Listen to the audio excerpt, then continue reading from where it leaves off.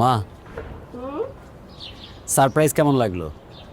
তুমি তো সবসময় বলতে বিয়ে কবে করবি, বিয়ে কবে করবি, বলতে বলতে আমার মাথা খারাপ করে দিতে। এই যে দেখো, হুট করে বিয়ে করে ফেললাম। তোমার পছন্দ হয়েছে? খুব পছন্দ হয়েছে। আর ওকে তো আমি ছোটবেলার থেকেই পছন্দ করি। এত মিষ্টি আর এত লক্ষ্মী সে, না পছন্দ করার কি আছে বল? তাহলে মা একটা কাজ করো না। কি? এতদিন তো ব্যাচেলার ছিলাম, হুম। তাই তোমাকে আনতে পারিনি। এখন চলে আসো না, এবার সবাই মিলে একসাথে থাকবো। আমি চলে আসবো মানে?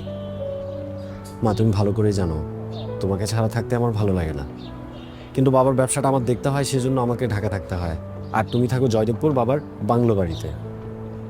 আমার ভালো লাগে না মা, এবার তুমি চলে আসো, সবাই মিলে একসাথে ভালো থাকবো। তোকে ছেড়ে থাকতে কি আমার ভালো লাগে বল? কিন্তু কি করব? এই বাড়িটার চারিদিকে তোর বাবার স্মৃতি পড়ে আছে। পুকুর ঘাটে, গাছের ছায়ায়, উঠানে, সবখানে তোর বাবার গন্ধ। ওখানে তো তোর বাবার কবরটাও আছে।